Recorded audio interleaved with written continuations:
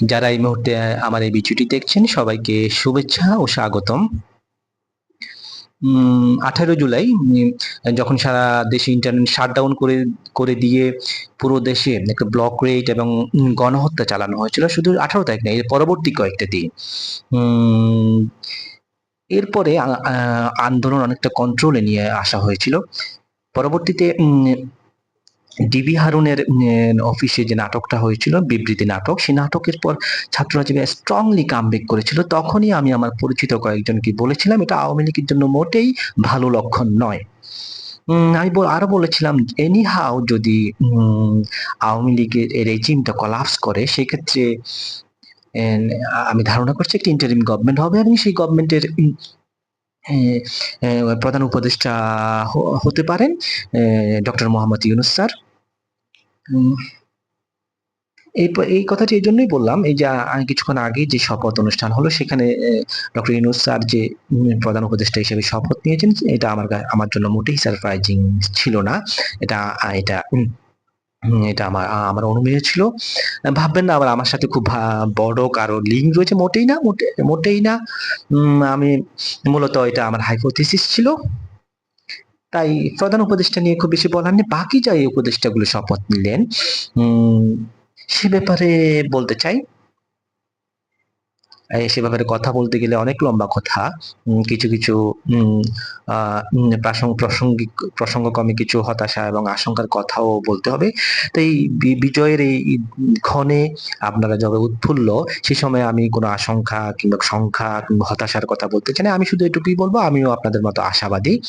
তবে খেয়াল রাখবেন সবসময়, ক্ষমতা পাওয়ার পরে আসলে আমি কতটুকু ভালো অথবা আমি কতটুকু নৈতিকতা সম্পন্ন মানুষ, সেটা প্রমাণ হয়। ক্ষমতা, আমি সবসময় বলি, ক্ষমতা খুবই ডেঞ্জারাস একটা ব্যাপার।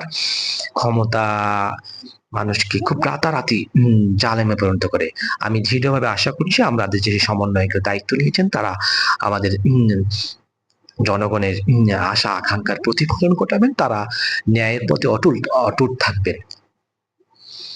তবে একটা ব্যাপার আমাকে বলতেই হচ্ছে, সেটা হচ্ছে আমি যদি সমন্বয়কদের দায়িত্বে থাকতাম, আমি ডক্টর সলিমুল্লাহ খান আমার অটোমেটিক চয়েস থাকতো। আমি সলিমুল্লাহ স্যারকে আমি রাখতাম। তবে কেন রাখা হয়নি জানি না।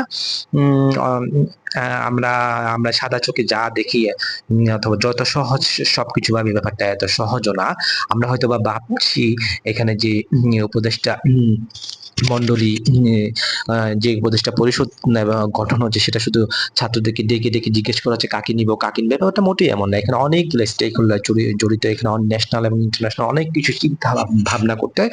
সেক্ষেত্রে ওসব চিন্তা থেকে সলিমুল্লাহ স্যার বাদ পড়েছেন কিনা আমি জানি। তবে একটা সূত্র থেকে জানলাম স্যারকে সম্ভবত রাষ্ট্রের অন্য কোনো গুরুত্বপূর্ণ দায়িত্ব দেওয়া হতে পারে। যদি এটা হয় আমি খুবই খুশি হব। যাই হোক, এ প্রসঙ্গে খুব বেশি আলোচনা করতে চাচ্ছি না। তবে আরেকটা ব্যাপার মাথায় রাখবেন, সেটা হচ্ছে যে 2024 কে নিয়ে চিন্তা করলে হবে না। এই উপদেষ্টা পরিষদকে আরো লম্বা সময় নিয়ে চিন্তা করুন। 25, 26, 27 কেমন হয়, তখন তোমার কেমন আচরণ করছে, তাহলে সতর্ক মতামত, কাউকে একদম অন্ধভক্ত, কাউকে প্রশংসার বন্যায় যদি বেশি ভাসিয়ে দেন, সেক্ষেত্রে পরবর্তীতে কিন্তু ওনাদের যদি কোনো ওনারা যদি ভিন্ন পথে চলে যায়, সেক্ষেত্রে কথা বলার খুব সুযোগ থাকে না। আমি এখন কিন্তু আশাবাদী। দেখা যাক কি হয়। আরেকটা ব্যাপার নিয়ে কথা বলতে চাচ্ছি, সেটা হচ্ছে কিছুদিন আগে আপনারা জানেন ডক্টর ইউনূস স্যারের উপর সম্পূর্ণ শুধুমাত্র রাজনৈতিক প্রতিহিংসা পরায়ণের হয়ে কি নির্মম নির্যাতন করা হয়েছে। আমি শারীরিক নির্যাতনের কথা বলি না, মানসিক নির্যাতনের কথা বলছি। তখন ওনাকে যখন নির্যাতন, নিষ্পেষণ, পদ্মা সেতু থেকে ওনাকে টুফ করে ফেলে দেওয়া হচ্ছিল, সে সময় কিন্তু আমাদের চট্টগ্রামবাসী কিংবা চট্টগ্রাম বিশ্ববিদ্যালয়ের কেউ বলেনি, চট্টগ্রাম বিশ্ববিদ্যালয়ের কেউ বলেনি আমার স্যারের উপর খুব অন্যায়, কেউ বলেনি, সে ব্যাপারটা না।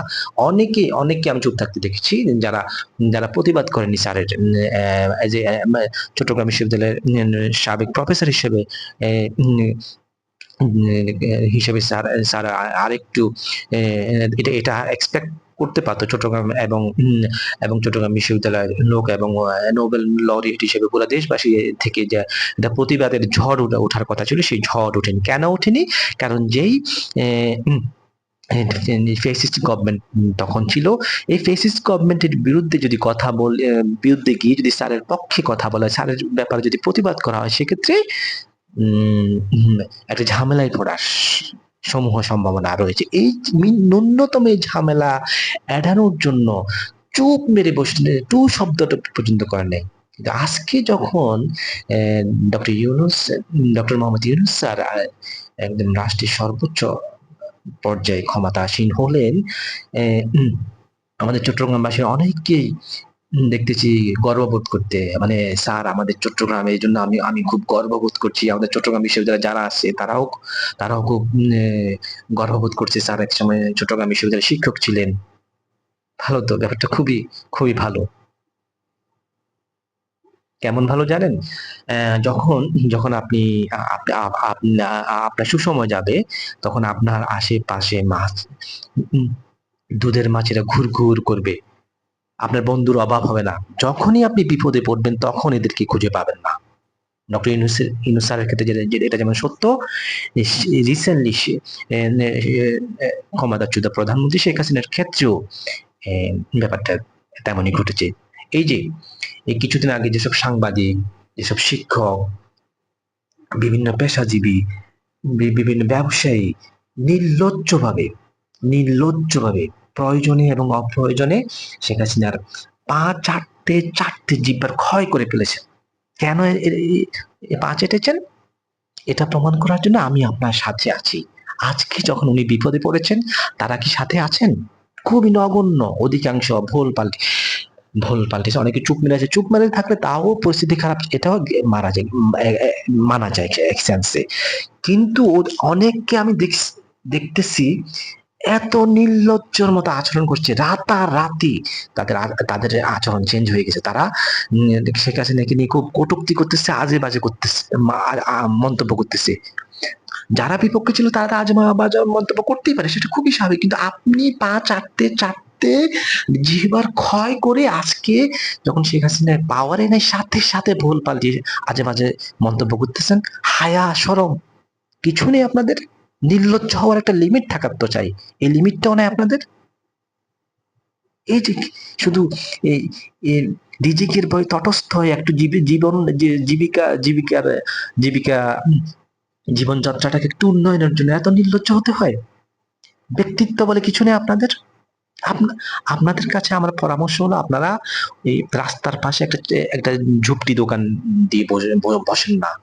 এভাবে নির্লজ্জের মতো রিজিকের ভয়ে মানুষের পা চাটাচ্ছে, দোকান দিয়ে বসেন, ওখানে চা বিক্রি করেন, সিঙ্গারা বিক্রি করেন, অথবা জুতা সেলাই করেন। রাস্তার পাশে মুচিরা যেরকম জুতা সেলাই করে, জুতা সেলাই করেন। এই পেশাগুলো আমি সম্মান করি। আপনাদের চেয়ে ওনারা অনেক অনেক ব্যক্তিত্ববান মানুষ, অনেক সম্মানিত মানুষ। আপনারা নির্লজ্জ, আপনারা বেহায়া।